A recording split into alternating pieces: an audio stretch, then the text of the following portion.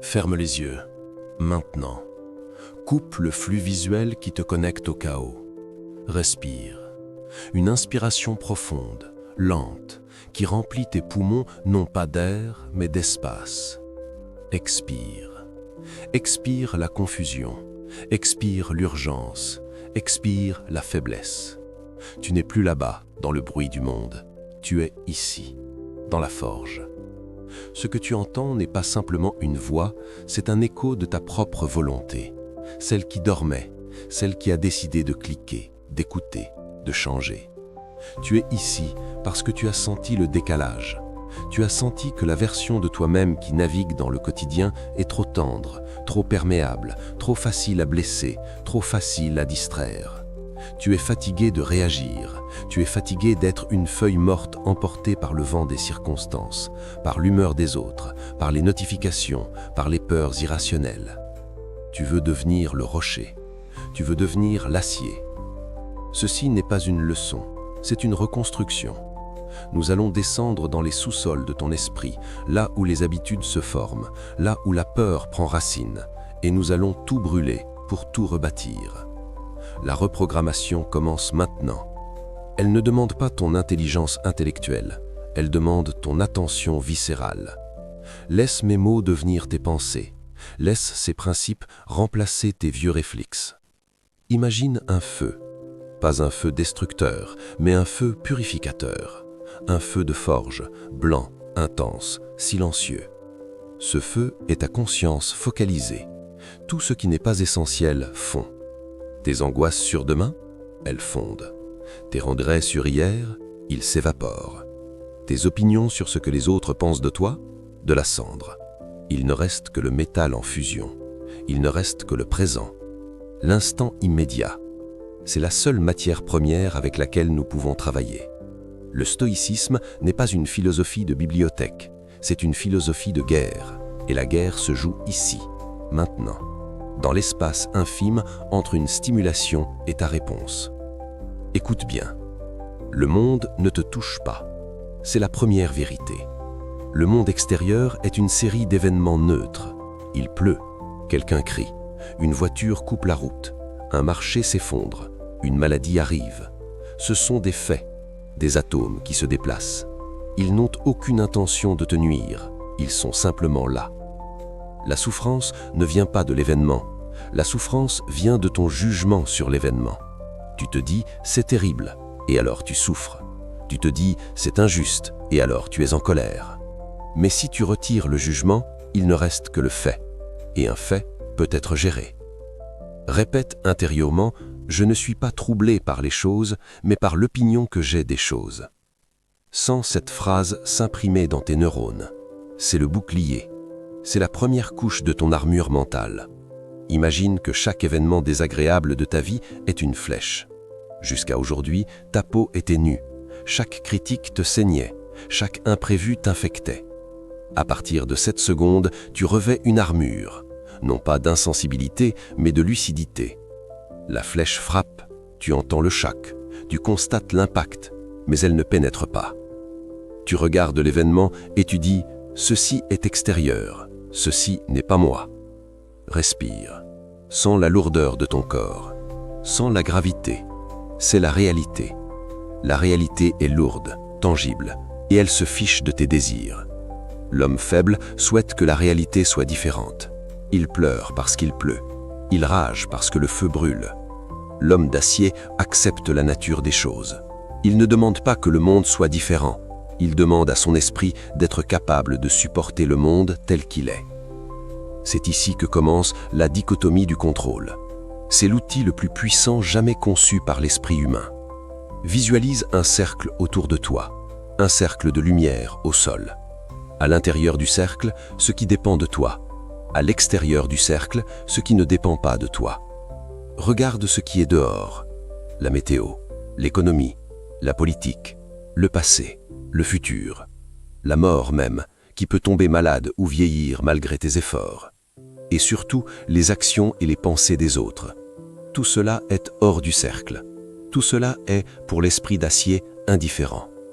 Cela ne veut pas dire que tu ne fais rien, cela veut dire que tu n'attaches pas ton bonheur, ta paix ou ta valeur à ces choses.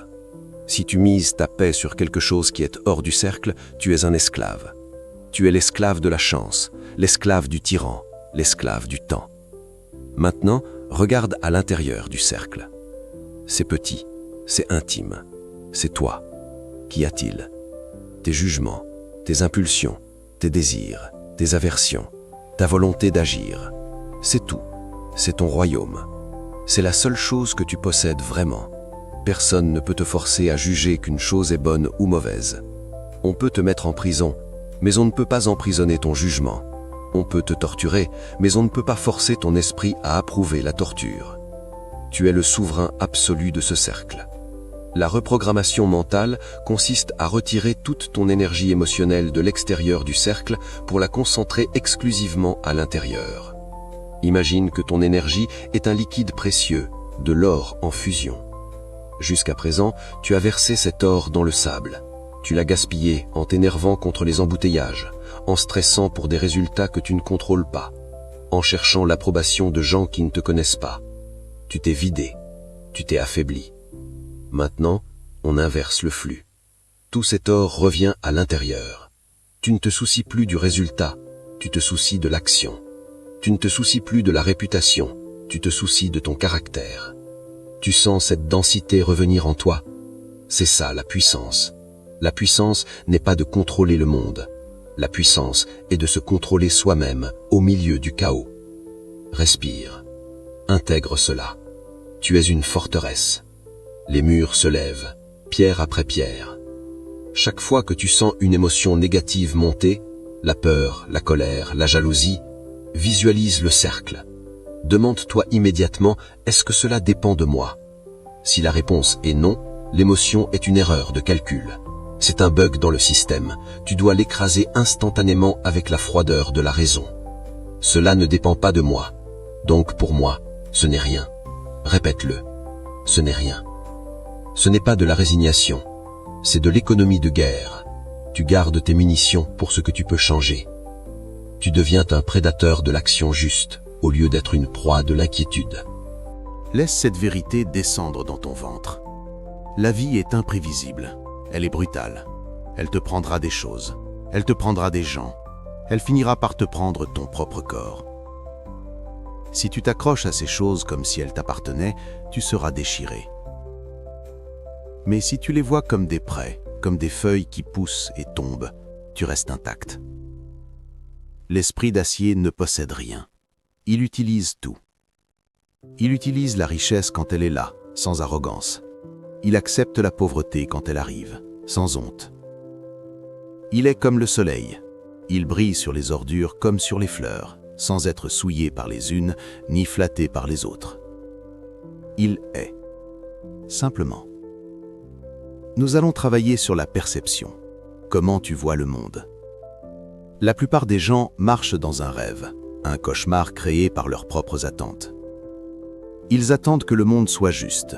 Ils attendent que les gens soient reconnaissants. Ils attendent que la route soit facile. C'est du délire. C'est une maladie de l'esprit. Le remède est l'objectivité radicale. C'est voir les choses telles qu'elles sont, sans la couche de sucre ou de poison que ton esprit ajoute. Regarde cette situation qui te stresse en ce moment. Peut-être un projet au travail, un conflit familial, une dette. Regarde-la, déshabille-la, retire les mots catastrophe, problème, insupportable. Décris-la physiquement. Une personne a émis des sons avec sa bouche qui signifient un désaccord. Un chiffre sur un écran d'ordinateur est inférieur à un autre chiffre. C'est tout. C'est banal. C'est gérable. Quand tu arraches le masque du monstre, tu vois souvent qu'il n'y a qu'un petit animal effrayé derrière. Ou rien du tout. Juste du vide. L'esprit d'acier voit la réalité nue. Il ne se raconte pas d'histoire. Quand tu manges un mets délicieux, le stoïcien se dit « c'est le cadavre d'un animal » ou une plante fermentée. Non pas pour se dégoûter, mais pour ne pas devenir esclave du plaisir. Quand tu es encensé par la foule, le stoïcien se dit « ce sont des claquements de mains ». Du bruit, pour ne pas devenir esclave de l'ego. Tu dois apprendre à décomposer tes peurs. De quoi as-tu peur? De l'échec? Qu'est-ce que l'échec? C'est un résultat différent de celui prévu. C'est une information, c'est tout. De quoi as-tu peur? Du rejet? Qu'est-ce que le rejet? C'est l'opinion d'un autre être humain guidé par ses propres biais, ses propres peurs, son propre conditionnement.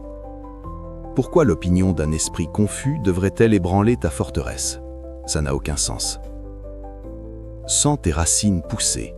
Tu n'es plus une surface, tu es une profondeur. Parlons du temps. Le temps est la ressource que tu gaspilles avec le plus d'insolence. Tu agis comme si tu allais vivre 1000 ans, tu repousses ta transformation à demain, tu repousses ta paix à la retraite, au week-end, aux prochaines vacances. Mais demain n'existe pas. Demain est une promesse que la mort ne t'a pas faite. Il n'y a que maintenant, ce souffle, cette seconde. C'est le seul endroit où tu peux exercer ta vertu. C'est le seul endroit où tu peux être fort. Si tu n'es pas fort maintenant, quand le seras-tu? Si tu ne prends pas le contrôle de ton esprit dans cet instant précis, quand le feras-tu? L'urgence doit couler dans tes veines. Non pas l'urgence paniquée de celui qui est en retard, mais l'urgence glaciale de celui qui sait que la fin est proche. Memento mori. Souviens-toi que tu vas mourir. Ce n'est pas morbide, c'est le plus grand stimulant de la vie. Si tu savais que tu allais mourir ce soir, t'inquiéterais-tu de ce commentaire sur les réseaux sociaux? T'énerverais-tu pour cette tache sur ta chemise? Non. Tu te concentrerais sur l'essentiel. Tu dirais ce qui doit être dit, tu ferais ce qui doit être fait. Tu serais présent. Vis comme si tu étais déjà mort, comme si ta vie s'était arrêtée hier, et que chaque minute qui t'est donnée aujourd'hui est un bonus, un temps supplémentaire inespéré. Comment utiliserais-tu ce temps bonus? Le gaspillerais-tu en plainte, en jalousie, ou le dévorerais-tu avec une intensité calme? L'esprit d'acier vit en temps bonus, en permanence. Il ne craint pas la mort, car il a déjà accepté sa finitude. Et parce qu'il l'accepte, il est libre. Rien ne peut menacer celui qui a déjà tout abandonné. Ressens cette liberté. C'est un vide, mais un vide plein. Un vide de peur qui laisse place à une plénitude d'action. Nous allons maintenant aborder la discipline de l'assentiment. C'est une technique mentale précise. Ton esprit est une fabrique d'impressions. Il te bombarde d'images, de pensées, de suggestions. Tu as besoin de ça. Il se moque de toi. C'est trop dur. La plupart des gens disent oui à toutes ces impressions. Ils les laissent entrer dans la citadelle. Ils deviennent ces pensées. L'esprit d'acier a un gardien à la porte, une sentinelle vigilante. Quand une pensée arrive, le gardien la stoppe. Halte. Qui es-tu? Est-ce une vérité ou une opinion? Est-ce utile ou nuisible? Exerce-toi maintenant. Une pensée te vient, je suis fatigué, je ne peux pas continuer. Le gardien l'arrête, il l'examine. Est-ce vrai? Le corps est fatigué, oui, c'est un signal biologique. Mais je ne peux pas continuer est un jugement, une opinion fausse. Je peux continuer, je peux faire un pas de plus. Le gardien rejette le mensonge et ne laisse entrer que le fait. Le corps signale de la fatigue. Je note, je continue. C'est ça la reprogrammation. C'est installer ce filtre impitoyable. Au début, c'est épuisant. Tu dois surveiller chaque pensée. Mais avec le temps, le gardien devient automatique. Les pensées parasites, les doutes, les plaintes sont abattues avant même qu'elles atteignent ta conscience. Ton esprit devient silencieux, et dans ce silence réside une puissance incalculable. Imagine un lac de montagne, lisse, parfait. Il reflète le ciel sans distorsion. C'est ton esprit quand il est maîtrisé. Si tu jettes une pierre dedans, un problème, une insulte, il y a des ondes, oui. Mais l'eau revient au calme presque instantanément. Elle ne lutte pas contre la pierre, elle l'engloutit, elle reprend sa place. L'homme fable est une mer agitée, tourmentée par les vents, incapable de refléter quoi que ce soit, mélangeant la boue du fond avec l'écume de la surface. L'homme fort est le lac, profond, froid, clair. Tu sens cette clarté? Elle vient du détachement. Le détachement n'est pas l'indifférence aux autres, c'est l'indépendance émotionnelle. Tu peux aimer, tu peux aider, tu peux construire, mais tu ne t'effondres pas si l'objet de ton amour change ou disparaît. Tu es autarcique. Ta citadelle a ses propres réserves d'eau, ses propres champs, sa propre lumière. Tu n'as besoin de rien de l'extérieur pour te sentir complet. Tout ce que tu cherches à l'extérieur, respect, amour, richesse, tranquillité, tu dois le générer à l'intérieur. C'est la seule façon d'être invulnérable. Si tu attends le respect des autres, tu leur donnes le pouvoir de t'humilier.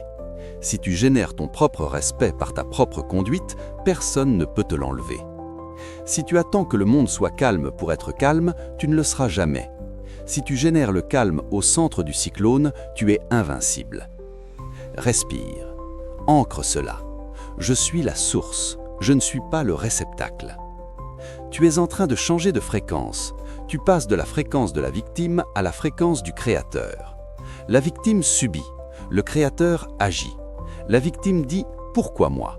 Le créateur dit « Et maintenant ?» Et maintenant, quelle est la meilleure action possible avec les cartes que j'ai en main? C'est la seule question qui compte. Pas « Pourquoi les cartes sont mauvaises ?» mais « Comment je joue cette main avec maestria ?» Le stoïcisme est un art de la performance. La vie est une pièce de théâtre. Tu ne choisis pas le rôle. Tu peux être roi ou mendiant, malade ou athlète. Le metteur en scène, la nature, le logos, le destin t'a donné le rôle. Ton travail n'est pas de te plaindre du scénario. Ton travail est de jouer ton rôle à la perfection. Si tu es un mendiant, sois un mendiant digne, noble, immense. Si tu es un malade, sois un exemple de courage et d'endurance. Là réside la grandeur, non pas dans le costume que tu portes, mais dans la manière dont tu le portes. Accepte ton matériel. Regarde ta vie actuelle, tes finances, ton corps, tes relations. Ne fuis pas, ne rêve pas d'ailleurs. C'est ton matériel, c'est ton bloc de marbre brut. Il est peut-être fissuré, il est peut-être sale, peu importe, c'est ce que tu as. Prends le ciseau, prends le marteau, commence à sculpter. Ne regarde pas le marbre du voisin, sculpte le tien. Fais-en un chef-d'œuvre de résilience. La beauté d'une vie ne se mesure pas à son confort, mais à la noblesse de la lutte. Une vie facile est une vie sans histoire, sans texture, sans honneur. Les difficultés sont l'entraînement. Les obstacles sont les haltères de l'âme. Quand un problème surgit, ne dis pas « merde », dis « merci ». Dis « voici l'occasion de prouver qui je suis. Voici l'occasion de pratiquer la patience, le courage, la justice. Sans l'adversaire, le guerrier n'existe pas. L'adversité est ton partenaire d'entraînement. Embrasse-la, lutte avec elle. Sens tes muscles mentaux se tendre. Tu es prêt à te battre. Pas contre le monde, mais contre ta propre faiblesse, contre ta propre paresse, contre ta propre lâcheté. C'est le seul combat qui vaille. Le djihad intérieur, la grande guerre sainte contre la médiocrité de l'ego. Tu te tiens maintenant au centre de ta forteresse. Les fondations sont coulées, le béton prend. C'est un mélange de logique froide et de feu spirituel. Tu commences à comprendre que rien ne peut t'atteindre si tu ne l'autorises pas. Garde tes yeux fermés. Visualise ton esprit comme une sphère d'acier poli. Les événements ricochent dessus. Les insultes glissent. Les peurs ne trouvent aucune prise. Tu es clos, compact, dense. Mais la forteresse ne suffit pas. Une fois les murs bâtis, il faut apprendre à manier l'épée. Il faut apprendre à naviguer dans la tempête sans perdre le cap. C'est ce que nous ferons ensuite. Nous allons transformer cette résistance passive en force active. Nous allons transformer la pierre en foudre. Pour l'instant, reste dans cette sensation de solidité. Tu es lourd, tu es là, tu es immuable. Le monde tourne, s'agite, crie. Toi, tu observes. Tu es le point fixe dans un univers en mouvement. Tu es l'axe. Respire, intègre. Tu es en train de devenir ce que tu devais être. L'acier refroidit, la forme se fige. Prépare-toi. La forge ne fait que chauffer. Tu es toujours là. Tu es toujours debout dans ta citadelle. Mais écoute-moi bien, une forteresse qui ne sert qu'à se cacher est une tombe. Un guerrier qui ne sort jamais de ses murs n'est pas un guerrier, c'est un prisonnier. Le calme que tu as trouvé dans la première partie n'est pas une fin en soi, c'est une base de lancement. Le stoïcisme n'est pas une retraite du monde, c'est une conquête du monde par l'action juste. Ouvre les yeux de ton esprit sur ta réalité quotidienne. Le réveil sonne, c'est la première bataille, la plus ancienne. La couverture est chaude, le monde extérieur est froid, exigeant, hostile. Une voix dans ta tête murmure « Encore 5 minutes, juste un peu de confort, je le mérite ». Écrase cette voix, écrase-la sans pitié. C'est ici que se joue ta dignité.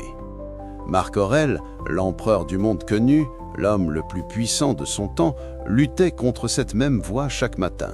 Il se disait « Je me lève pour faire mon métier d'homme. Suis-je né pour rester au chaud sous les couvertures ou pour produire l'action pour laquelle j'ai été créé ?» Tu as un métier d'homme ou de femme. Ta fonction n'est pas de consommer, de dormir, de jouir. Ta fonction est d'agir. Regarde les abeilles, regarde les fourmis. Elles ne se demandent pas si elles ont envie de travailler, elles le font parce que c'est leur nature. Ta nature est rationnelle et sociale. Ta nature est de construire, d'ordonner, de résoudre. Chaque fois que tu procrastines, tu insultes ta propre nature. Tu craches au visage de la vie qui t'a donné ce corps et cette énergie.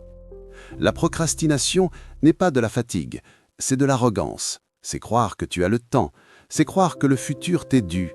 Tu imagines que tu pourras faire demain ce que tu refuses de faire aujourd'hui. Quelle audace! Qui t'a signé ce contrat? À partir de maintenant, tu vas supprimer le mot « motivation » de ton vocabulaire. La motivation est une émotion, elle est volage, capricieuse, enfantine. Elle vient quand il fait beau, elle part quand il pleut. Tu ne peux pas bâtir une vie sur la motivation, tu dois bâtir sur la discipline. La discipline, c'est faire ce que tu détestes faire, mais le faire comme si tu l'aimais.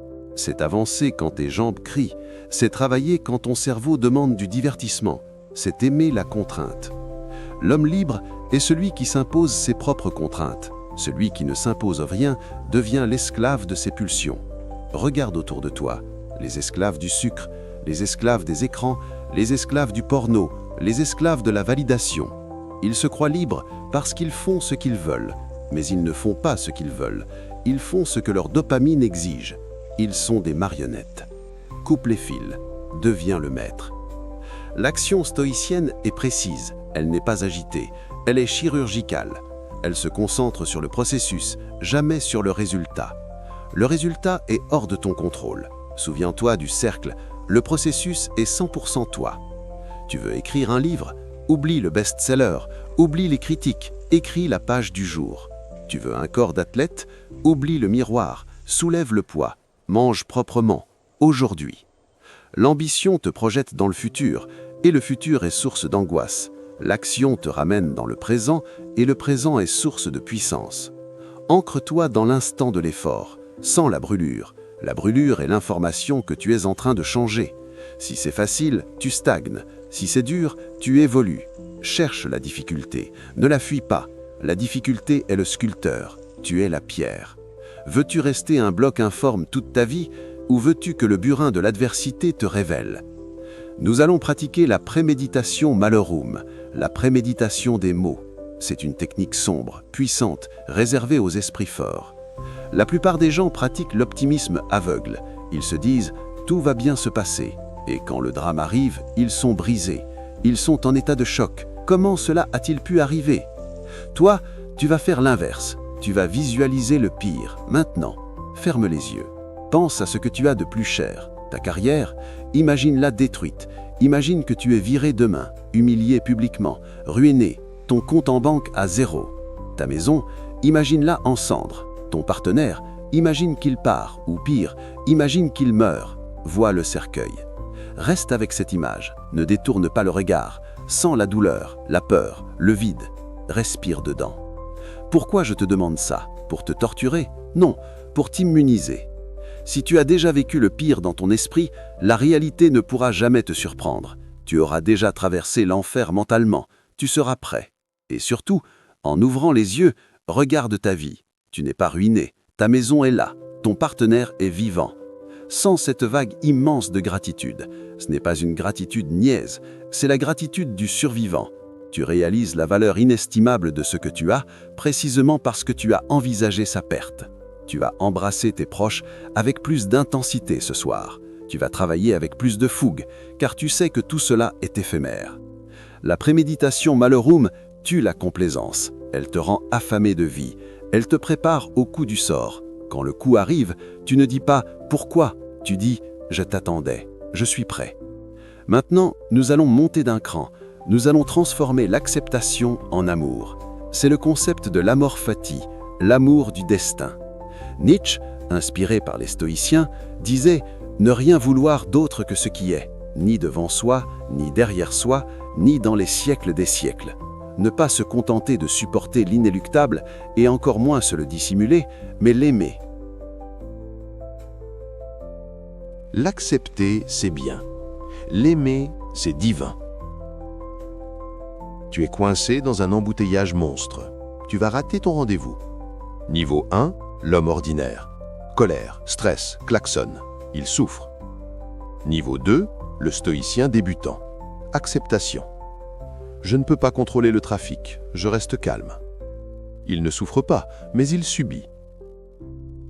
Niveau 3, le maître. Amor fati. C'est exactement ce qu'il me fallait. Il utilise ce temps. Il écoute un livre audio. Il réfléchit à sa stratégie. Il pratique la patience. Il transforme l'obstacle en opportunité. Il aime ce blocage, car ce blocage lui permet d'exercer sa vertu. Tout ce qui t'arrive est du combustible. Imagine ton esprit comme un feu de joie géant. Si tu jettes un morceau de bois, une joie, dans le feu, il brûle. Si tu jettes un cadavre, une tragédie, dans le feu, il brûle aussi. Il brûle même plus fort. Rien ne peut éteindre un feu qui se nourrit de tout. L'obstacle devient le chemin. Ce qui barre la route fait avancer sur la route. Tu as perdu ton emploi? Bien, c'est l'occasion de te réinventer, de lancer ce projet que tu repoussais, de tester ton courage face à l'insécurité. Tu es malade? Bien, c'est l'occasion de travailler ton esprit, de ralentir, de comprendre la fragilité du corps pour mieux le respecter ensuite. Quelqu'un t'a trahi? Bien, c'est une leçon sur la nature humaine. C'est l'occasion de pratiquer le pardon et l'autonomie. Tu sais maintenant à qui ne pas faire confiance.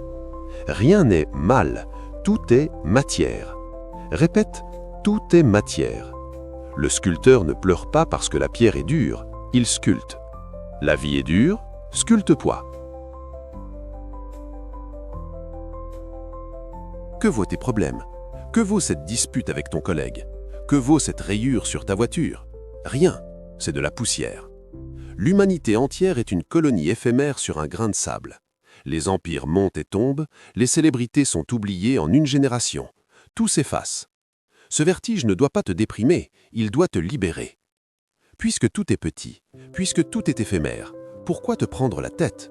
Pourquoi jouer petit? Pourquoi avoir peur?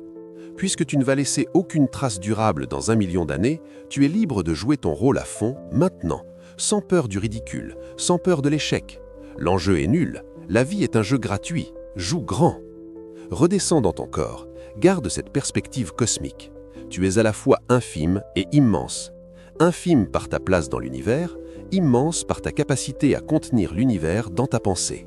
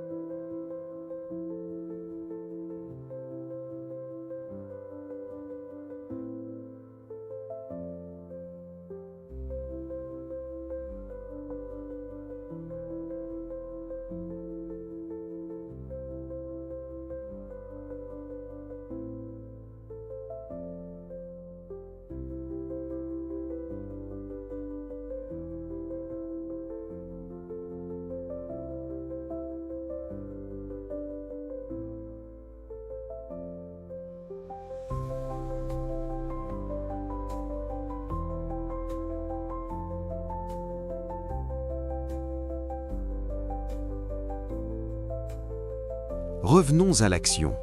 l'action immédiate. Tu as des tâches en attente, des conversations difficiles à avoir, des décisions à prendre. Le stoïcien ne laisse pas de dette d'action. Il paie comptant. Chaque tâche repoussée est un poids que tu portes dans ton sac à dos mental. Au bout d'un moment, tu es écrasé non pas par la difficulté de la marche, mais par le poids de tes retards. Vide le sac, fais ce coup de fil, envoie ce mail, jette ce dossier, répare cette fuite. Maintenant. Ou planifie-le précisément. La clarté est le pouvoir, le flou est la faiblesse. L'homme d'acier est un homme d'ordre. Son esprit est rangé, sa vie est rangée, pas par obsession, mais par efficacité. Comment peux-tu affronter le chaos du monde si ta propre chambre est un chaos? Commence petit. Fais ton lit. C'est stupide? Non. C'est la première victoire de la journée. Tu as imposé l'ordre sur le désordre. Tu as marqué un point. Ensuite, attaque la tâche la plus dure, celle qui te fait peur. Mange le crapaud, comme on dit. Fais-le tout de suite. Une fois que c'est fait, le reste de la journée est une descente facile. Si tu gardes le crapaud pour le soir, il va empoisonner toute ta journée. Tu vas y penser sans cesse. Tuer le monstre quand il est petit. Développe l'endurance. La vie est un marathon, pas un sprint. Il y aura des jours sans énergie, des jours de pluie intérieure. Ces jours-là comptent double. S'entraîner quand on est en forme, c'est facile, tout le monde peut le faire. S'entraîner quand on est malade, triste, épuisé, c'est là que se forge le mental d'acier. C'est dans les creux de la vague que se gagnent les championnats. Quand tu as envie de tout lâcher, dis-toi, c'est le test, c'est maintenant que ça compte. Fais le minimum s'il le faut, mais fais-le. Ne brise jamais la chaîne de la discipline. La constance bat l'intensité. Une goutte d'eau qui tombe tous les jours perce le rocher. Un torrent qui passe une fois ne laisse qu'une trace de boue. Sois la goutte d'eau, inexorable. Et n'attends pas les applaudissements. Personne ne te félicitera de faire ton devoir. Personne ne te donnera une médaille pour avoir été honnête, patient ou courageux dans l'ombre. Et alors? Tu ne le fais pas pour eux, tu le fais pour toi. Tu le fais pour l'estime de soi. La plus haute récompense de la vertu est la vertu elle-même. Savoir que tu as bien agi, savoir que tu n'as pas cédé, savoir que tu es resté droit quand les autres se courbaient. Cette satisfaction intérieure est un feu qui ne s'éteint jamais. C'est une chaleur qui te suffit. Laisse les autres courir après les médailles de chocolat, les likes et les titres. Toi, tu cours après la souveraineté. Tu construis un caractère. C'est la seule chose que tu emporteras avant la mort. Quand tu seras sur ton lit de mort, et ce moment arrivera plus vite que tu ne le crois, tu ne penseras pas à ton compte en banque, tu ne penseras pas à tes followers. Tu te demanderas, ai-je vécu comme un lâche ou comme un héros? Ai-je fui ou ai-je fait face? Ai-je aimé ou ai-je possédé? Prépare la réponse maintenant. Chaque action d'aujourd'hui est un mot dans cette réponse finale. Écris une belle réponse. Écris une épopée. Relève la tête, tiens-toi droit. La posture influence l'esprit.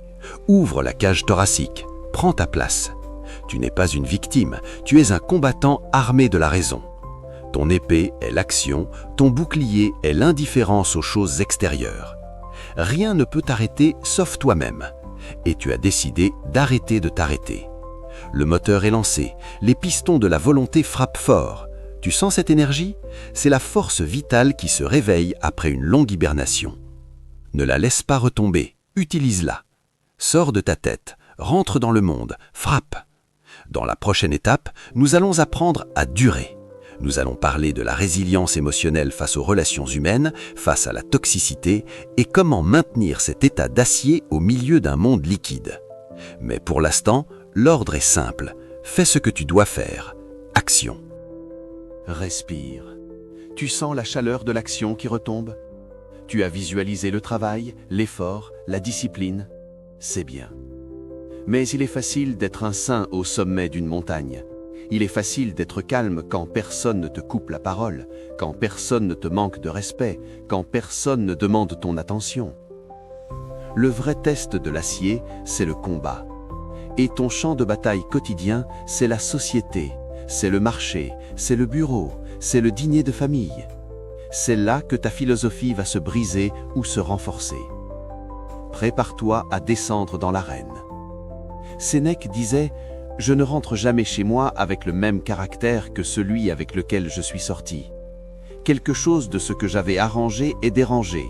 Quelque chose de ce que j'avais mis en fuite revient.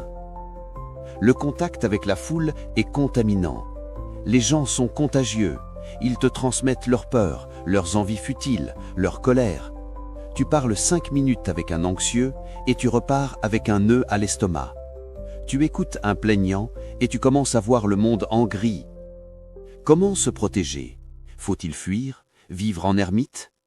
Non. Le stoïcien est un animal social. Nous sommes faits pour la coopération, comme les pieds, comme les mains, comme les rangées de dents d'en haut et d'en bas.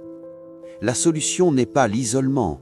La solution est l'imperméabilité sélective.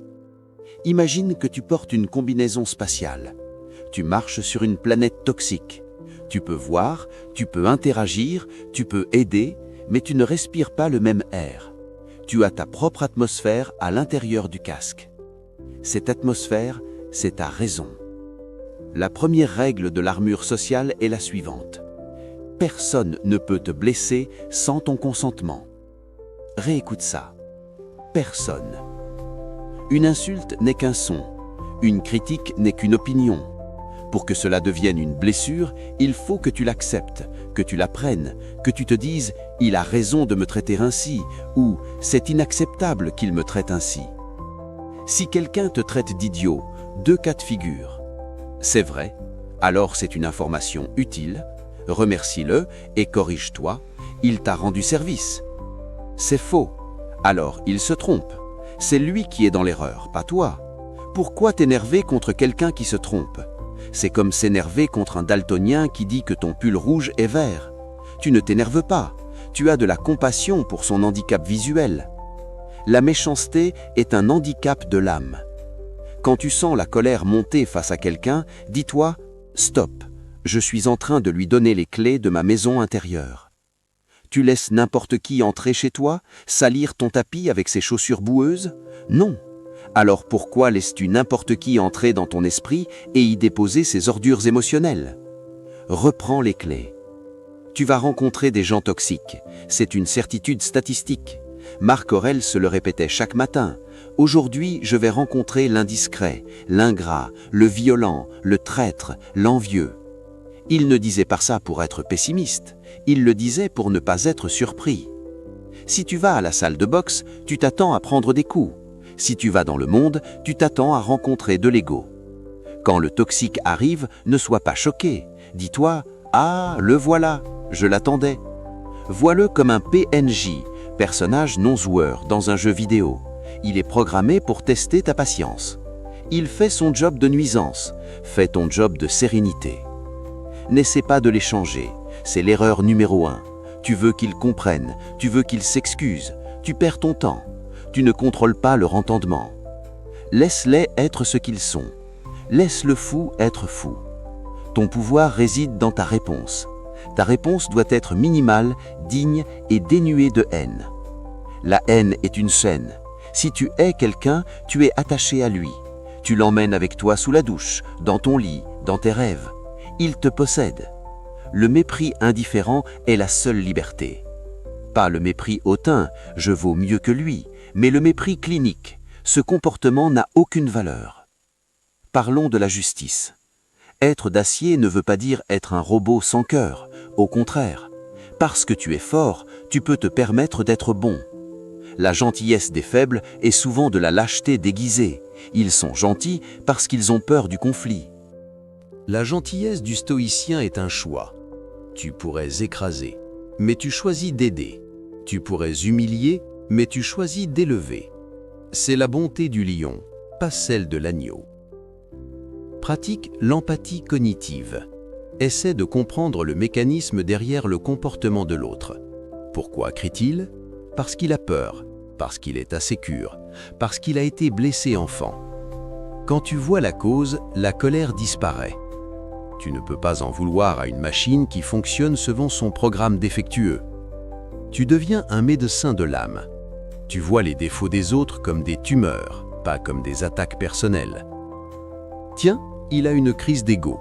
C'est douloureux pour lui. Attention, comprendre ne veut pas dire tout accepter. Tu as des frontières, des murs. Si quelqu'un franchit le mur, tu agis, fermement, sans colère, mais avec une précision absolue. La sanction doit être éducative ou protectrice, jamais vengeresse. La vengeance est un aveu de faiblesse. Cela signifie « tu m'as fait mal, donc je veux te faire mal ». L'acier ne dit pas « tu m'as fait mal ». L'acier dit « tu as enfreint la règle ». Voici la conséquence. C'est impersonnel. C'est la loi. Apprends à dire non. Le non est le mot le plus puissant de ton arsenal social. Un non clair, sans justification, sans excuse. Peux-tu faire ça? Non. Tu n'as pas à expliquer pourquoi tu protèges ton temps. Ton temps est ta vie. Chaque fois que tu dis oui par politesse alors que tu penses non, tu te voles toi-même.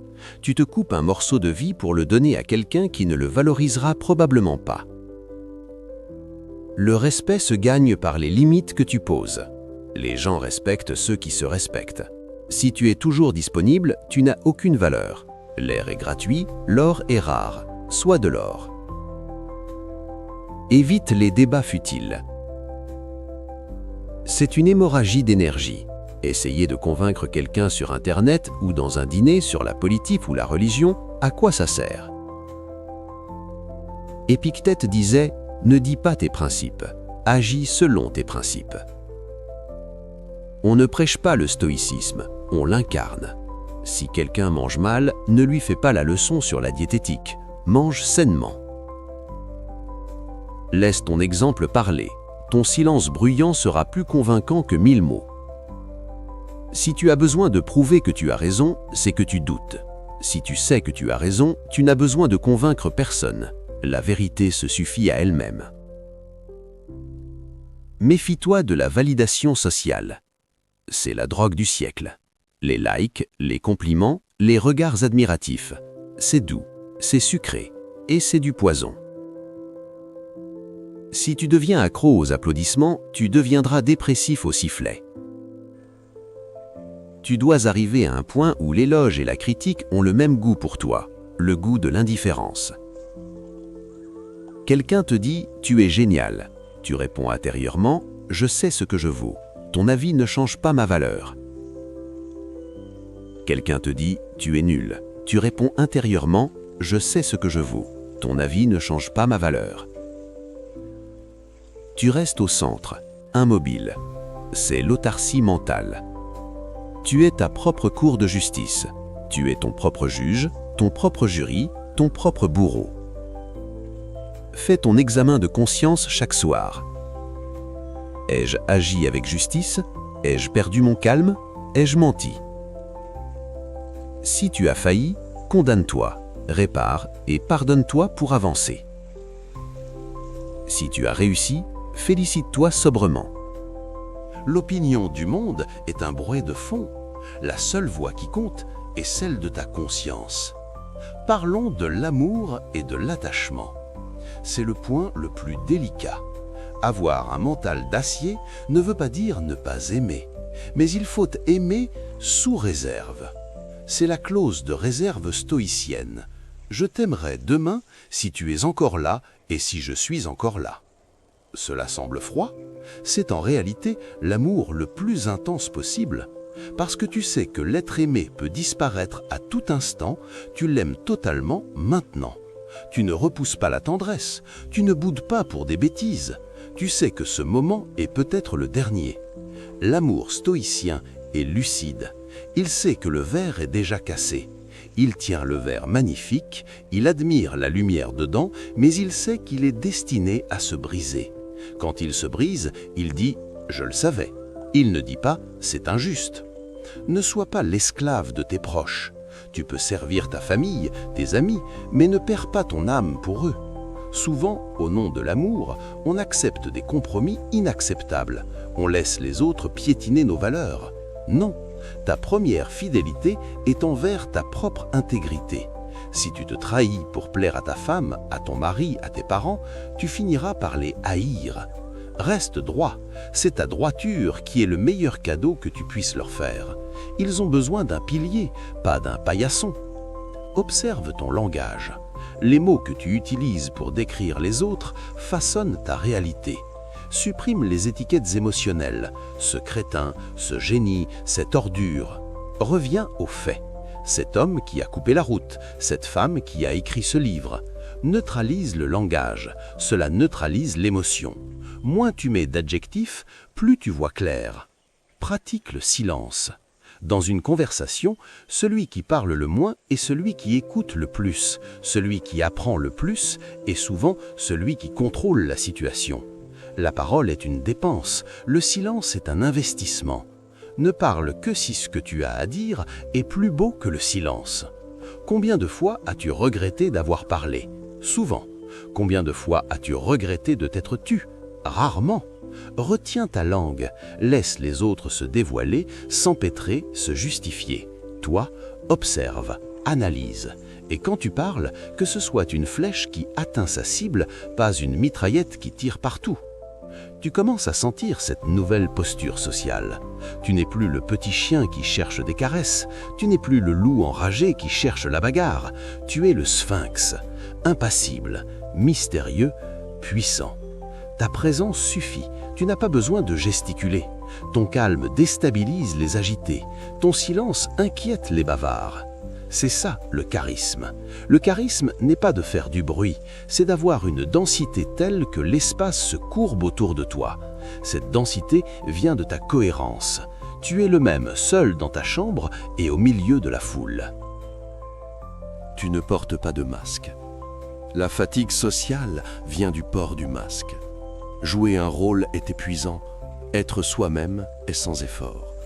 Si tu acceptes d'être détesté pour ce que tu es libre. Si tu veux être aimé pour ce que tu n'es pas, tu es condamné aux travaux forcés à perpétuité. Laisse tomber les masques, montre ton visage d'acier. Certains fuiront, bon débarras. D'autres resteront, ceux-là sont les vrais. Tu construis un cercle de fer autour de toi, une tribu choisie. Mais même seul, tu es une tribu. Respire.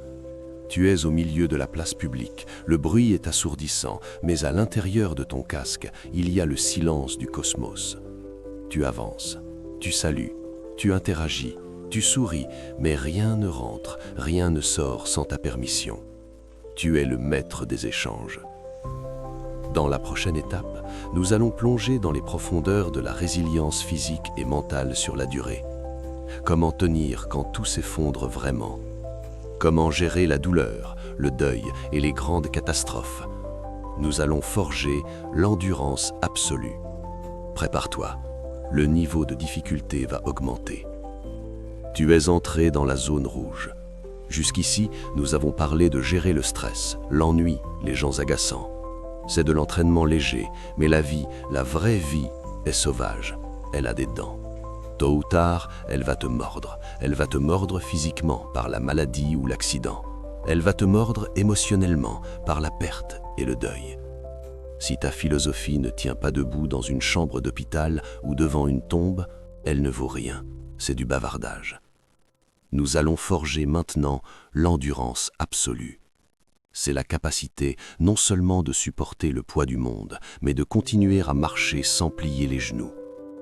Commençons par le corps.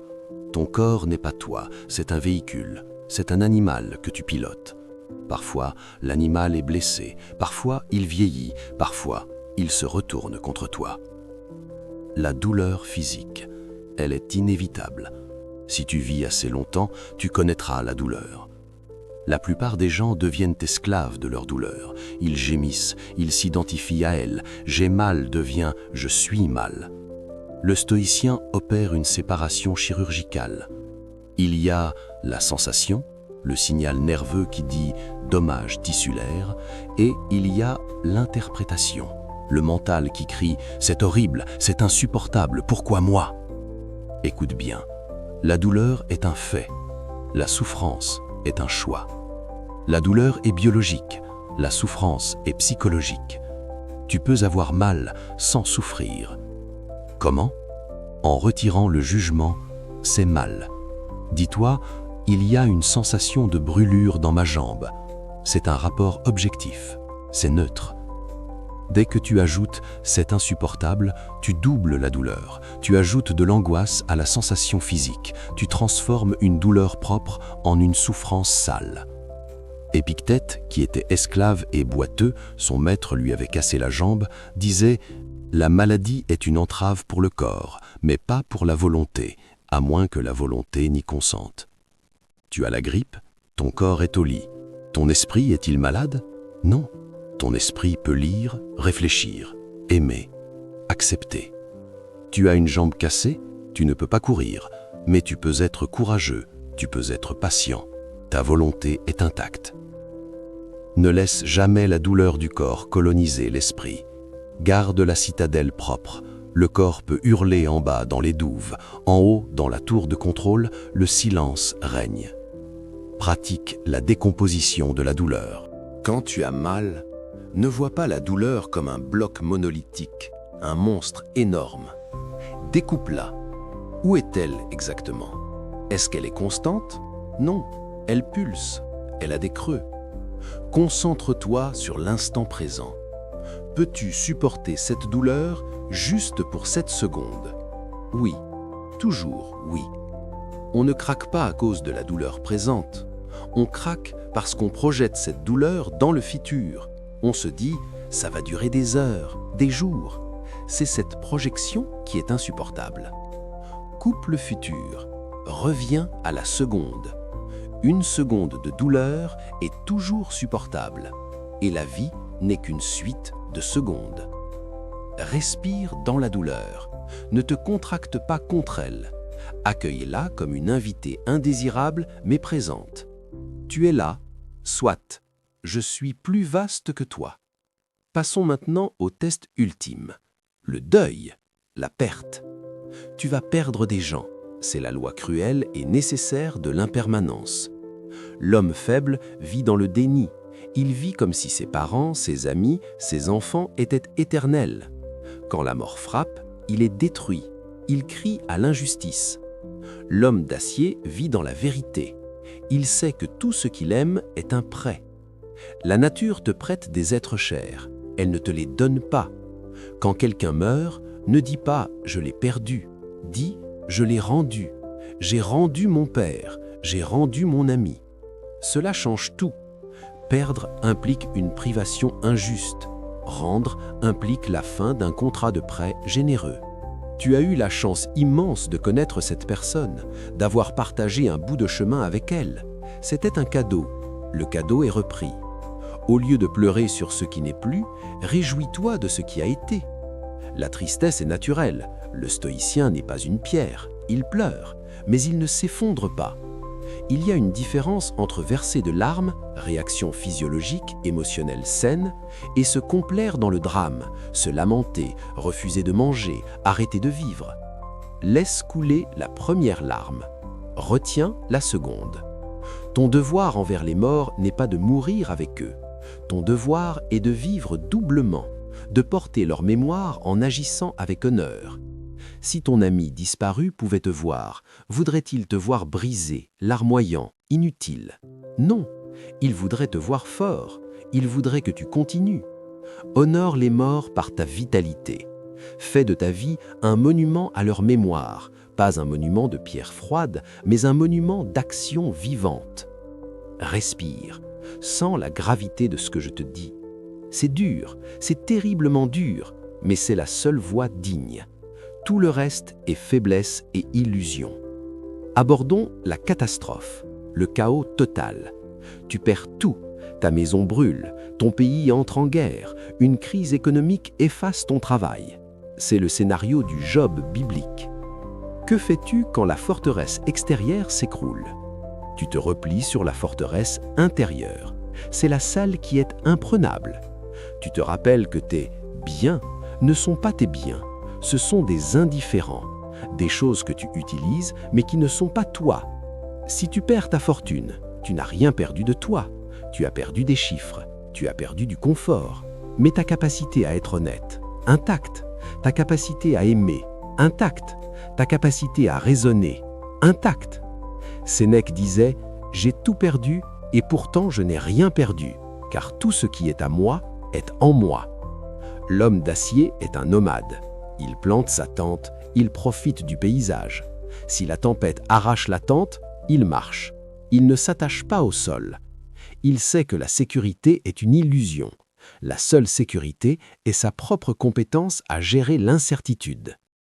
Sois prêt à tout recommencer à zéro, à n'importe quel moment. Avec le sourire.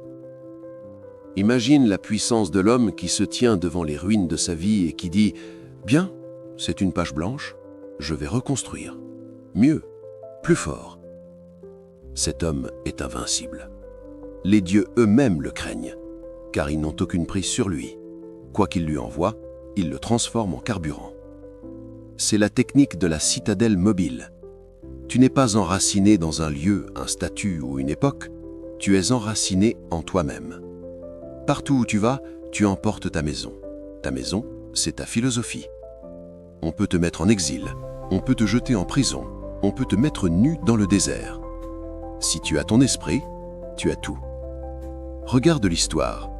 Regarde James Stockdale, prisonnier de guerre au Vietnam pendant 7 ans, torturé, isolé, sans espoir de sortie. Il a survécu grâce au stoïcisme. Il se disait « Ils peuvent briser mon corps, ils ne peuvent pas me forcer à haïr, ils ne peuvent pas me forcer à trahir ma conscience. » Il a transformé sa cellule en université morale. Il est devenu plus libre dans ses chaînes que ses gardiens dans leurs uniformes. C'est ça, l'endurance absolue. Ce n'est pas attendre que l'orage passe, c'est apprendre à danser sous la pluie acide.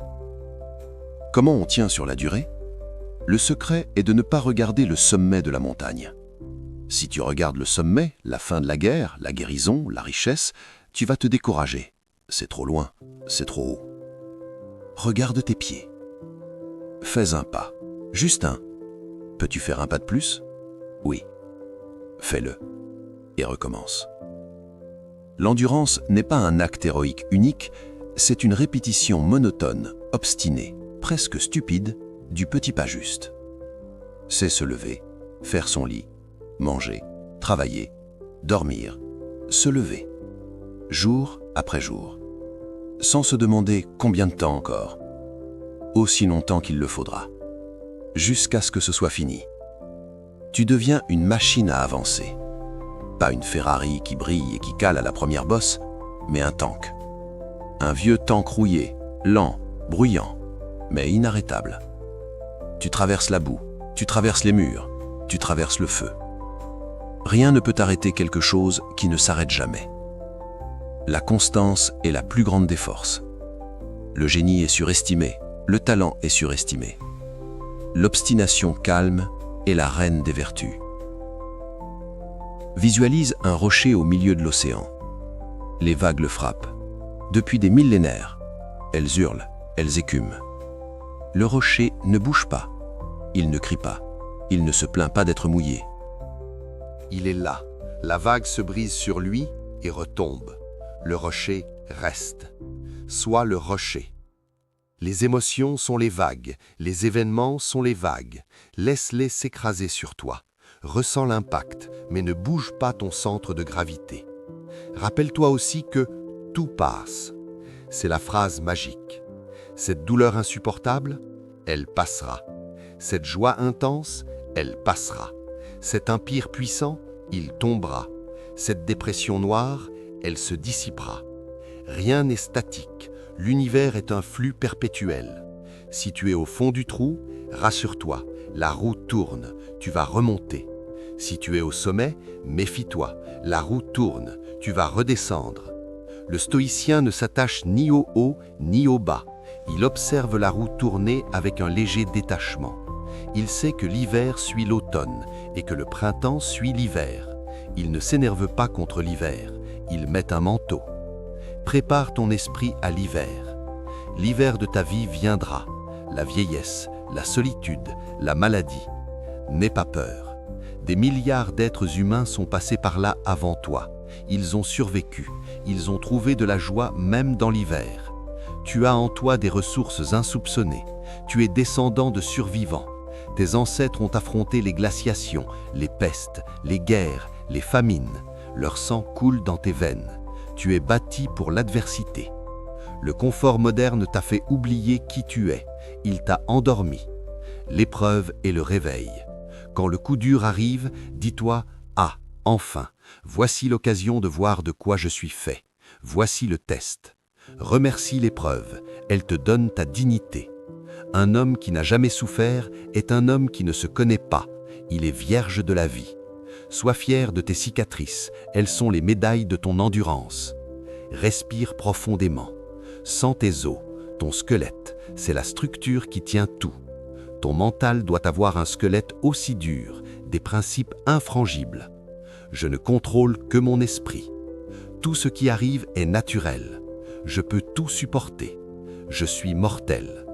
Répète-toi ces vérités comme des mantras. Grave-les sur les murs de ta conscience. Tu commences à sentir une transformation? Ce n'est plus de la motivation, c'est plus froid, c'est plus sombre, c'est plus calme. Tu es en train de tuer l'enfant apeuré en toi. L'enfant veut que maman vienne régler le problème. L'enfant veut que ce soit juste. L'adulte sait que personne ne viendra. L'adulte sait que la justice est ce que nous créons, pas ce que nous recevons. L'adulte se tient debout, seul, face au vent, et il sourit. Non pas un sourire de joie naïve, mais un sourire de défiance. Un sourire de complicité avec le destin. Tu m'envoies ça? D'accord. Regarde ce que je vais en faire. Tu crois m'écraser? Tu ne fais que me polir. Je suis le diamant, tu es la meule. Plus tu tournes fort, plus je brille. C'est ça, l'endurance absolue. C'est transformer la pression en brillance. Tu es prêt pour la dernière étape. Nous avons construit les murs, nous avons forgé les armes, nous avons appris à encaisser les coups.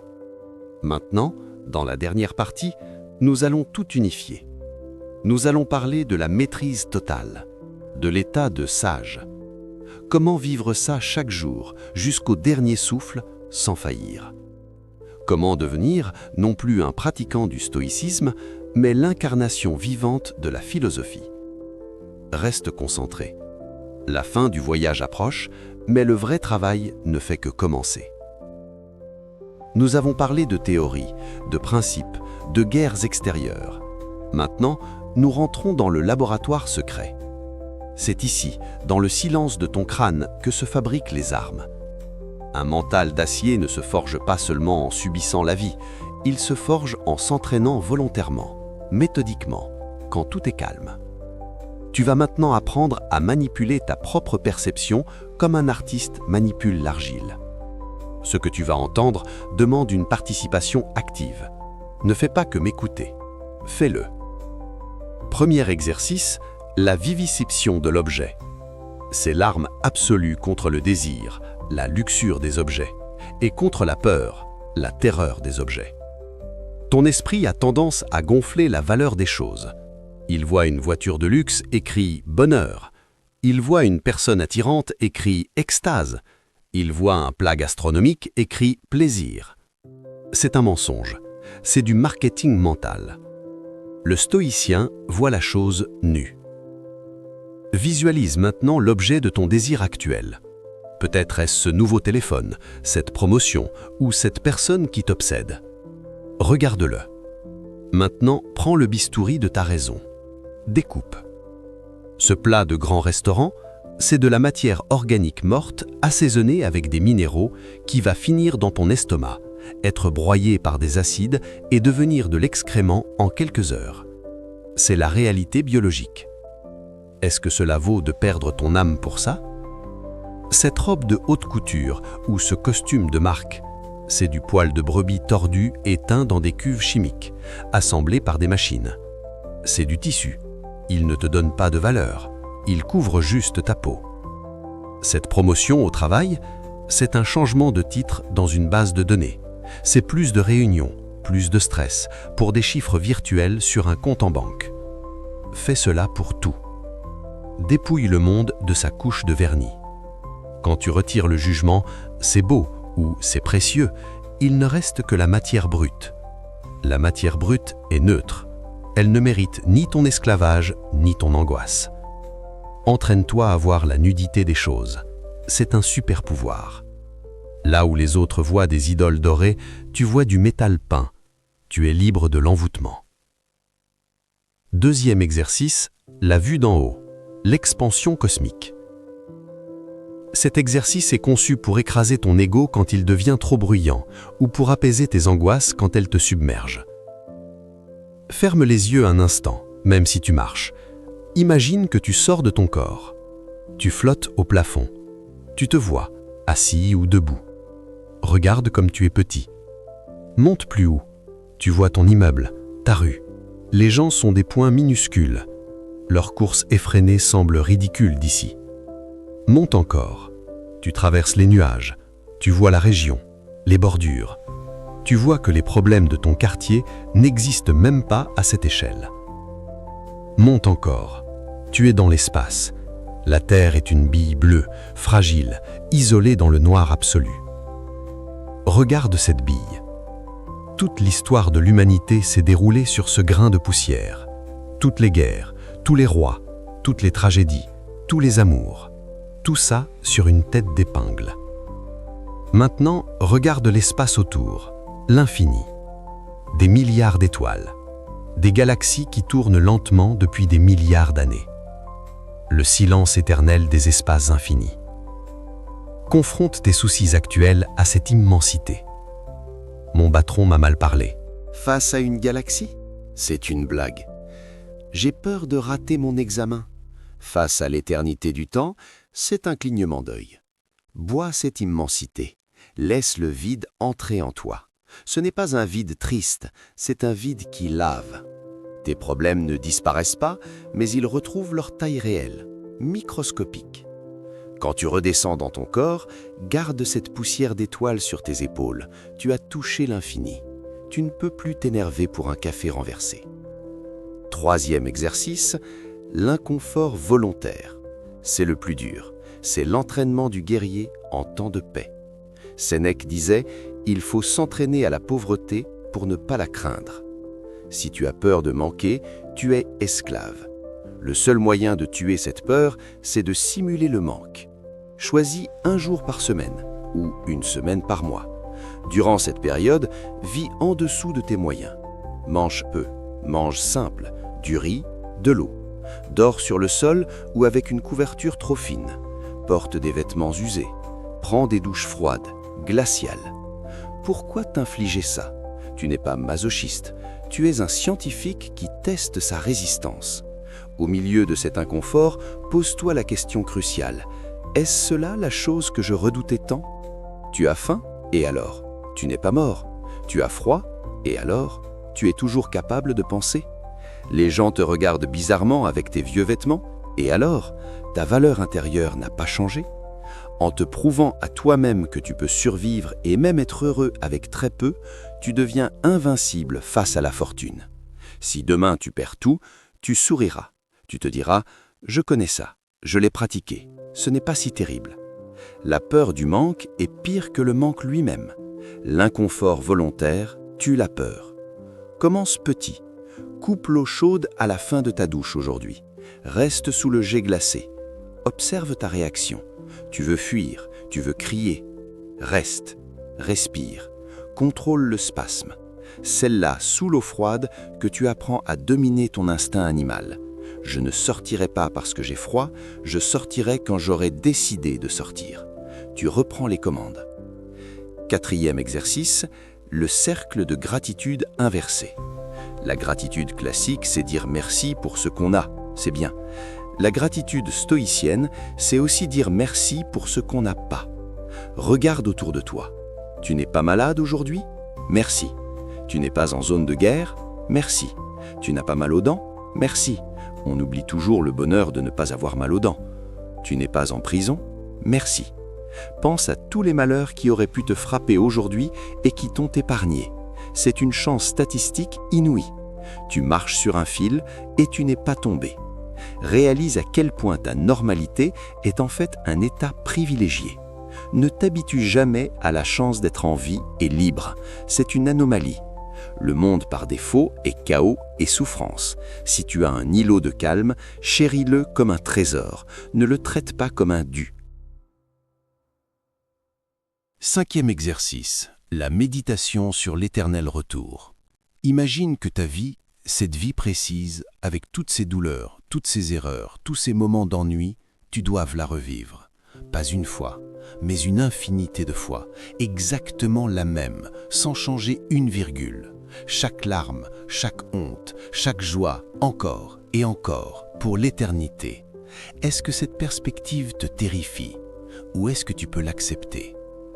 Si je dois revivre cet instant 1 milliard de fois, comment je veux le vivre? Si tu es en train de scroller bêtement sur ton téléphone, te dis-tu « Je veux revivre ce scroll éternellement » ? Non, tu as envie de jeter le téléphone et de faire quelque chose de grand. Si tu es en train d'embrasser ton enfant, te dis-tu « Je veux revivre ça éternellement » ? Oui, 1000 fois oui. Utilise cet outil pour filtrer tes actions. Avant d'agir, demande-toi « Est-ce une action que je suis prêt à répéter pour l'éternité ?» Si la réponse est non, ne le fais pas. Si la réponse est oui, fais-le avec une intensité absolue. Cela élimine la médiocrité. On ne veut pas être médiocre pour l'éternité, on veut être sublime. Ces exercices ne sont pas des jeux, ce sont des répétitions. Un mental d'acier ne s'achète pas, il se loue, et le loyer est dû tous les jours. Chaque matin, tu dois payer ton loyer d'effort. Visualise, déconstruis, endure, remercie. Ton esprit est un muscle. Si tu arrêtes ces exercices, il s'atrophie, tu redeviens mou. Et dans ce monde, les mous se font manger. Reste dans ce laboratoire mental aussi longtemps qu'il le faut. Nettoie tes lentilles, aiguise tes couteaux logiques. Quand tu sortiras d'ici, tu verras le monde différemment. Tu verras les ficelles qui font bouger les marionnettes humaines et tu verras que tu as le ciseau pour couper tes propres ficelles. Prépare-toi maintenant à une leçon d'histoire. Nous allons voir comment des hommes et des femmes réels, de chair et de sang, ont appliqué ces principes dans les pires conditions imaginables. Car la théorie ne suffit pas, il faut des preuves, et l'histoire est notre témoin. Tu as appris la théorie, tu as pratiqué dans le calme de ton esprit, mais une question subsiste, une question insidieuse qui gratte au fond de ton crâne. Est-ce que ça marche vraiment? Est-ce que cette philosophie tient la route quand le monde s'effondre pour de bon? Quand ce n'est pas juste une mauvaise journée, mais une mauvaise vie, quand la douleur dépasse l'imaginable? Pour répondre, je ne vais pas te donner d'arguments logiques, je vais te donner des fantômes. Je vais invoquer ici, dans cette pièce avec toi, les esprits des grands anciens. Ils te regardent, ils ont vécu des enfers que tu ne peux même pas concevoir, et ils en sont sortis non pas brisés, mais magnifiés. Regarde le premier, il est couvert de poussière, son visage est dur comme la roche. C'est Caton le Jeune. Rome, 1er siècle avant notre ère. La République se meurt. Jules César, le tyran charismatique, marche sur la ville avec ses légions. Tout le monde plie. Les sénateurs, les guerriers, le peuple, tous acceptent la corruption. Tous acceptent de perdre leur liberté en échange de la sécurité et de l'argent de César. Sauf un. Caton refuse. Il marche pieds nus. Il porte une toge simple. Il ne mange que le nécessaire. Il est l'incarnation vivante de la vertu romaine. Il est insupportable pour les corrompus car sa simple présence est une insulte à leur lâcheté. Caton perd tout. Il perd ses élections. Il perd ses amis. Il est traqué par l'homme le plus puissant du monde. Est-ce qu'il se plaint? Jamais. Il dit « La victoire est pour César, mais la cause est pour Caton. » Il sépare le succès du mérite. César a le succès, mais Caton a l'honneur. Et pour Caton, l'honneur pèse plus lourd que l'empire. Acculé en Afrique, encerclé, il choisit de mourir plutôt que de demander grâce à un tyran. Il s'ouvre le ventre. Ses amis tentent de le sauver, de recoudre la plaie. Caton, dans un dernier acte de volonté suprême, rouvre sa propre blessure de ses mains nues. C'est brutal, c'est terrifiant, mais c'est le message ultime. Tu peux prendre ma vie, César, mais tu n'auras jamais ma soumission. Caton t'enseigne l'intégrité radicale.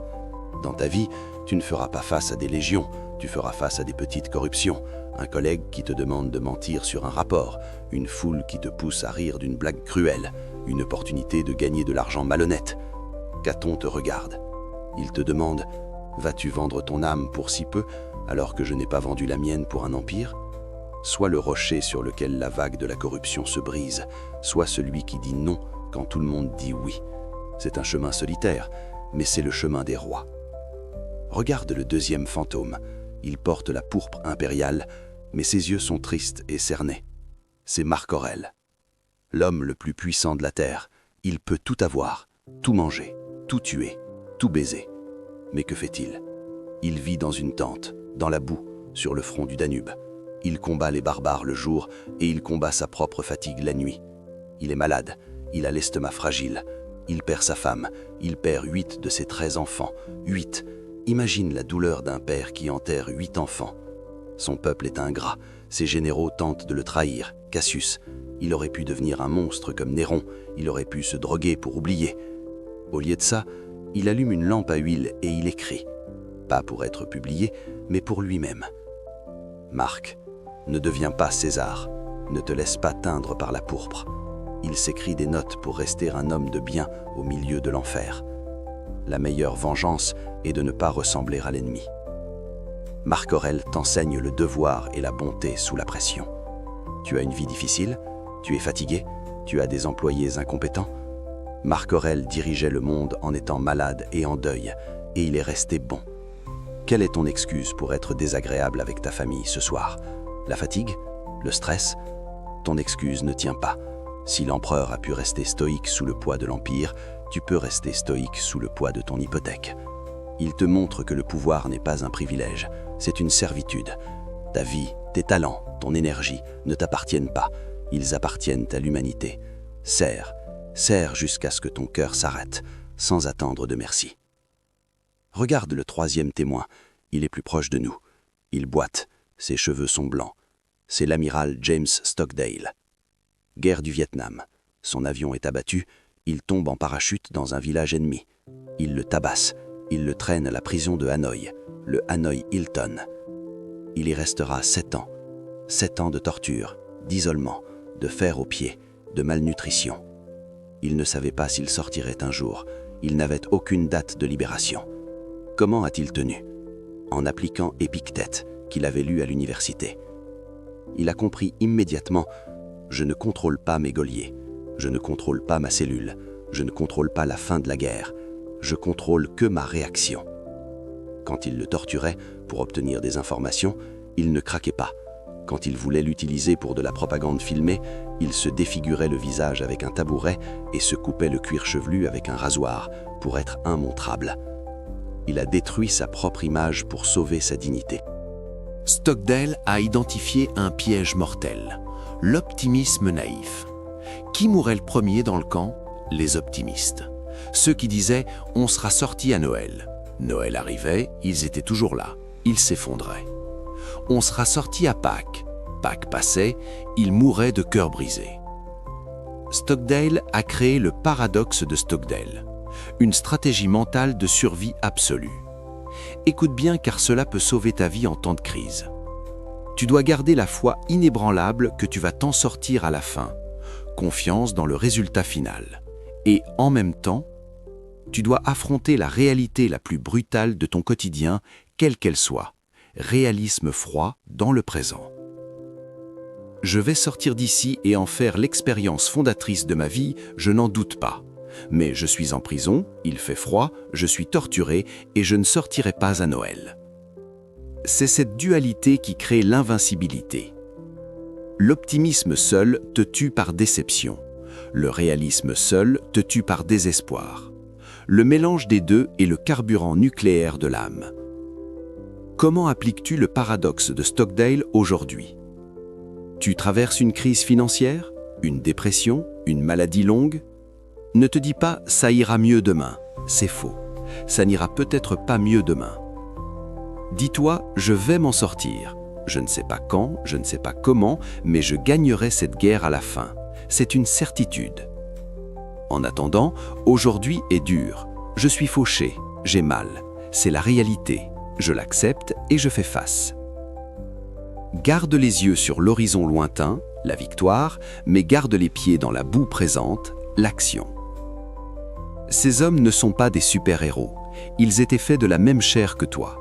Ils avaient le même système nerveux, les mêmes peurs. La différence, c'est qu'ils avaient un code. Un code, c'est comme un squelette. Sans squelette, tu es un sac de viande flasque qui s'affaisse au sol. Avec un squelette, tu peux te tenir debout, porter des charges, frapper. Le stoïcisme est ce squelette. Tu as passé ta vie à être mou, à changer d'avis selon le vent, à pleurnicher quand ça fait mal. Regarde ces géants. Ils te tendent la main. Ils te disent « Rejoins-nous ». Non pas dans la mort, mais dans la vie digne. La vie digne, c'est une vie où tu ne négocies pas avec toi-même. C'est une vie où, quand tu as dit « je le ferai », c'est comme si c'était déjà écrit dans le marbre de l'histoire. Maintenant, prends un instant pour ressentir le poids de ton propre héritage. Tu es le descendant de milliers de générations de survivants. Tes ancêtres ont chassé le mammouth avec des bâtons. Ils ont traversé des ères glaciaires. Ils ont survécu à la peste noire sans antibiotiques. Ils ont survécu aux tranchées de Verdun sous les obus. Tu as son sang. Tu as le sang de ceux qui ne sont pas morts. Tu as le sang des plus forts, des plus malins, des plus résistants. Et tu as peur d'envoyer un email? Tu as peur de parler en public? Tu as peur d'être célibataire? Ne fais pas honte à tes ancêtres. Réveille le mammouth qui dort en toi. Réveille le légionnaire. Réveille le résistant. Ils sont là, encodés dans ton ADN. Le stoïcisme est juste la clé qui déverrouille cette mémoire génétique de la force. Tu vas sortir de cette écoute dans quelques minutes. Tu vas retourner dans le monde moderne, le monde de la facilité, du confort, du sucre, de la pornographie, de la distraction.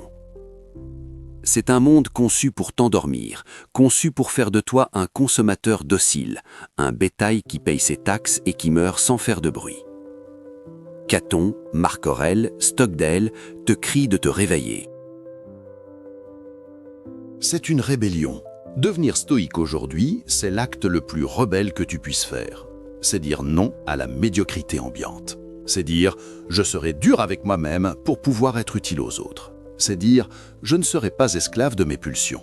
Prépare-toi pour la conclusion finale. Nous allons sceller ce pacte. Nous allons graver ces leçons si profondément qu'aucune épreuve ne pourra les effacer. Tu n'es plus un auditeur, tu es un initié. La porte est ouverte, le feu brûle. Avance. Nous arrivons au sommet. Regarde en bas, vois le chemin parcouru. Vois la vallée de tes anciennes peurs, la forêt de tes distractions, le marécage de tes émotions passées. Tu es monté au-dessus de tout cela. L'air est rare ici. Il est pur. Il est froid. C'est l'air de la liberté absolue. Tu n'es plus la même personne qui a commencé cette écoute. Quelque chose a durci en toi. Quelque chose s'est cristallisé. Tu as compris que le bonheur n'est pas une quête de plaisir, mais une conquête de soi. Maintenant, la question est, comment vivre ici, sur les cimes, en permanence? Comment ne pas redescendre dans la boue à la première occasion? La réponse est la constance. Sénèque disait que la marque de la sagesse est d'être toujours le même. Le fou change tous les jours. Il rit le matin, pleure le soir. Il est brave à midi, lâche à minuit. Il est fragmenté.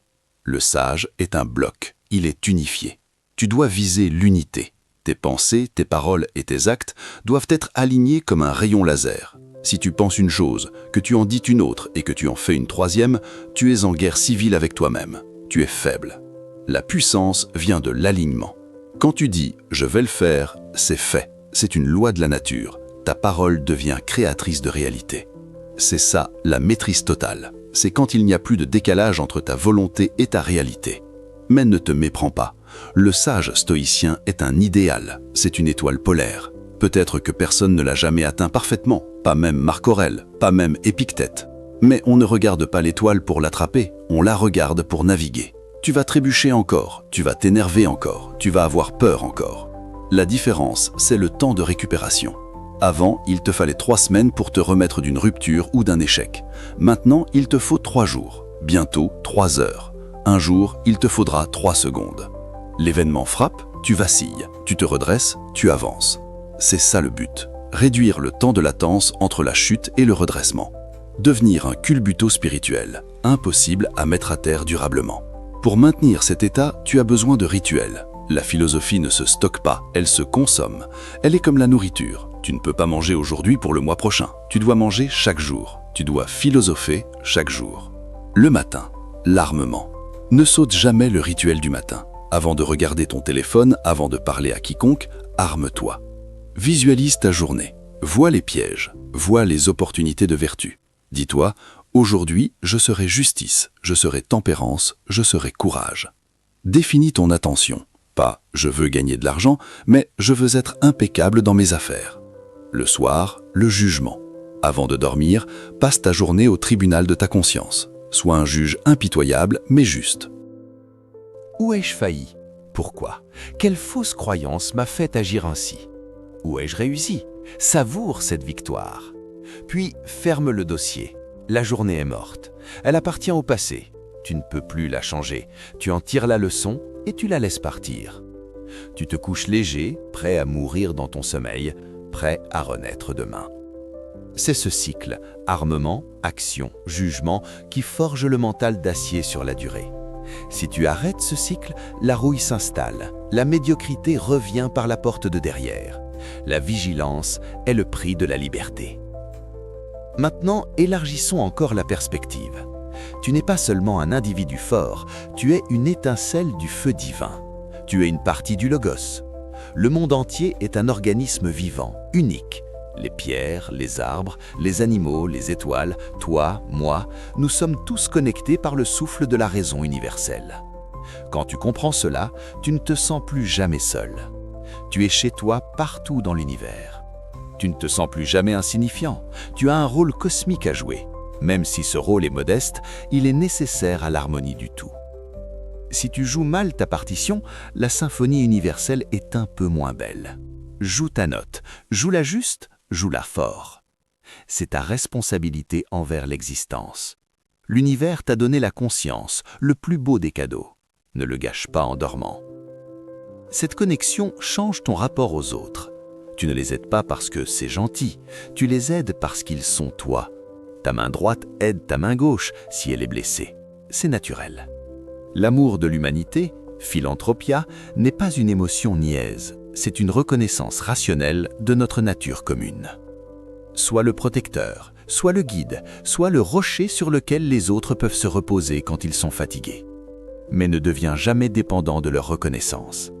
Un soleil ne demande pas aux fleurs de le remercier, il brille parce qu'il est soleil. Brille parce que tu es humain. Parlons de ton héritage. Qu'est-ce que tu vas laisser? Tes biens matériels seront dispersés, vendus, jetés. Ta réputation s'effacera. La seule chose qui restera, c'est l'empreinte de ton caractère sur ceux qui t'ont connu. C'est l'exemple que tu as donné. Est-ce que tes enfants, tes amis, tes collègues se souviendront d'un homme ou d'une femme hystérique, craintif, égoïste, ou se souviendront-ils de quelqu'un de solide, de calme, de juste? Il ne parlait pas beaucoup, mais quand il y avait une tempête, on se mettait derrière lui. Voilà l'épitaphe que tu veux. Être le port dans la tempête.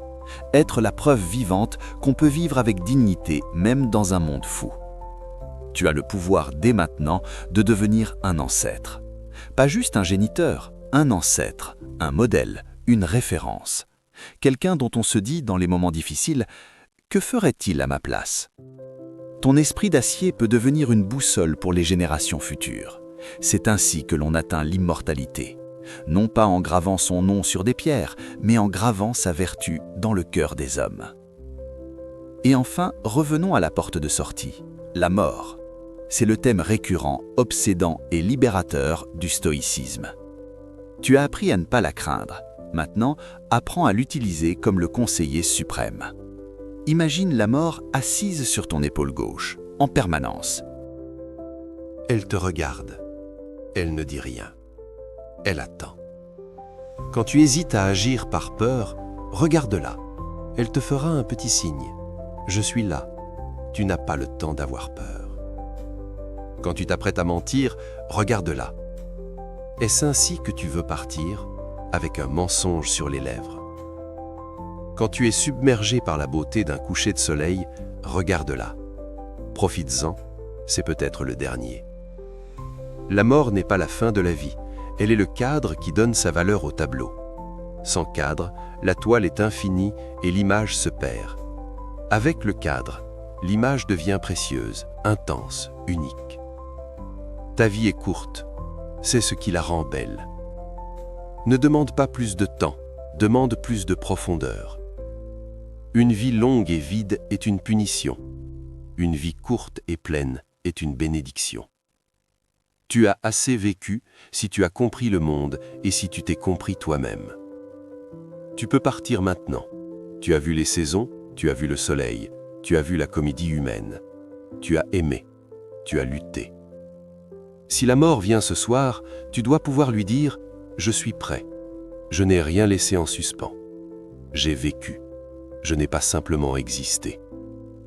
Vixi, j'ai vécu. » C'est l'ultime liberté. Celui qui est prêt à mourir ne peut être asservi par personne.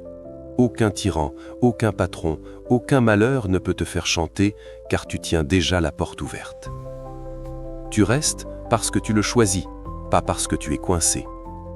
Et parce que tu le choisis, ta vie est une offrande, pas une corvée. Le voyage audio se termine ici, mais ton voyage réel commence à la seconde où le silence reviendra.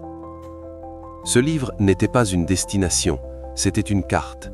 Maintenant, tu dois marcher. Tu vas te retrouver seul, le silence va retomber, les problèmes vont revenir frapper à la porte. Ne panique pas, tu as les outils, tu as l'armure, tu as la citadelle.